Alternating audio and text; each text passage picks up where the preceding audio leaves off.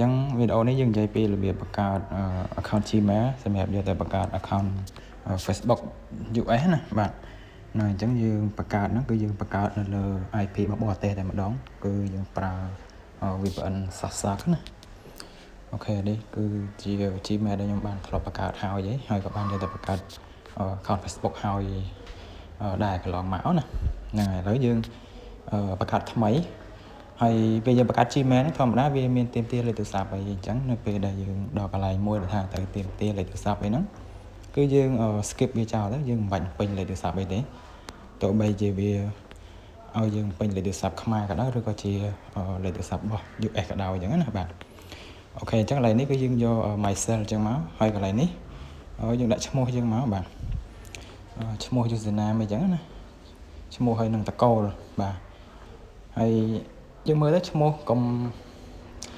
ឲ្យដាក់ចេះតែបានអីចឹងណាយើងសេរីធ្វើម៉េចឲ្យវាដូចឈ្មោះពិតអីចឹងទៅហ្នឹងហើយចានេះដាក់ថ្ងៃខែឆ្នាំកណ្ដាលចឹងមក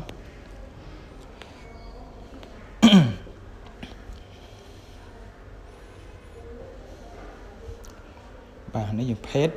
ហើយ next ទៀតមកបាទអញ្ចឹងវាចេញជា default Gmail របស់យើងមួយឲ្យយើងរើសបាទកន្លែងនេះគឺ password តើពេលដាក់ password នេះយើងចុច next ទៀតមកអូខេអញ្ចឹងមកដល់កន្លែងនេះគឺវាទាមទារលេខទូរស័ព្ទហើយអញ្ចឹងយើងចុច skip មកយើងកុំដាក់លេខទូរស័ព្ទទោះបីវា load ដាក់លេខទូរស័ព្ទខ្មែរក៏ដោយបាទឥឡូវគឺយើងបានបង្កើតហើយ Gmail របស់យើងបាទអញ្ចឹងបន្ទាប់ពីយើងបានបង្កើត Gmail នៅលើទូរស័ព្ទដៃហើយអស់យើងយក Gmail ហ្នឹងយកទៅ